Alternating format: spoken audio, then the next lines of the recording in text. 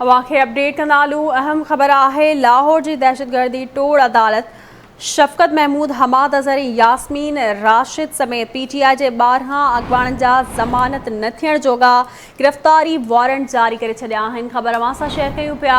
अहम ख़बर आहे पुलिस लॉन्ग मार्च दौरान भंजरा जे इल्ज़ाम में PTI अॻवाणनि ख़िलाफ़ केस दाख़िल कयो, जंहिंजी ॿुधणी दहशतगर्दी टोड़ अदालत में थी।